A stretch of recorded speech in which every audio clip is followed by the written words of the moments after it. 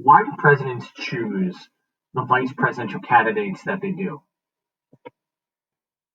Um, when a president selects their VP running mate, they often try to do what's called balance the ticket. Balance the ticket sort of means that a ticket meaning like the duo that's running, that you're trying to choose a vice president that perhaps brings something to the table that you're lacking.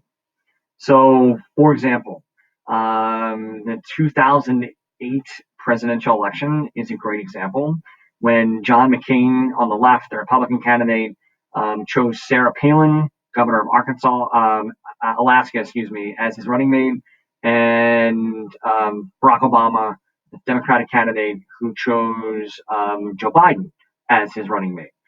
So, like, why did they choose the running mates they did? Well, one of the knocks against McCain was that he was too old, right?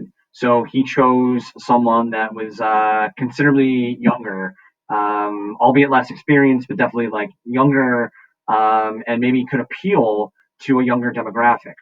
Whereas, ironically, Senator Obama at the time was criticized for being too young and too inexperienced, the exact opposite. So he chose a long serving member of the United States Senate, Joe Biden from Delaware, as his VP running mate.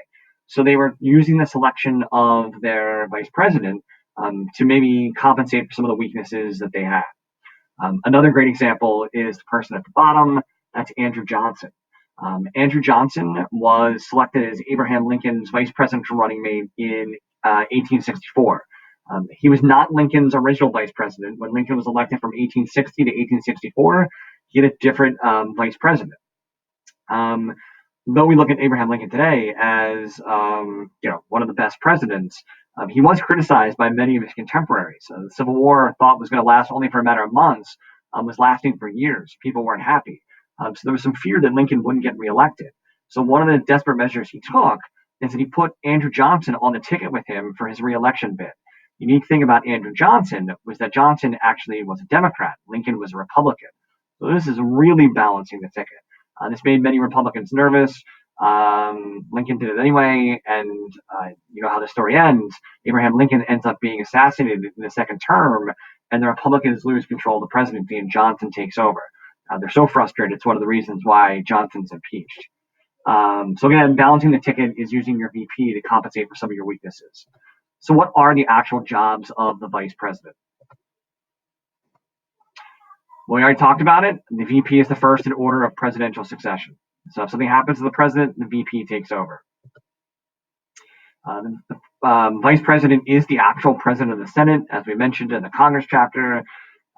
This really only means anything when there's a tie, and then the vice president would show up and actually cast the deciding vote. So those are constitutionally stated jobs. And then sort of like the non-constitutional part of the job is the VP will often take on special projects for the president, will travel the country, try to get people to support the president. Think about Vice President Pence, that's pictured on the screen.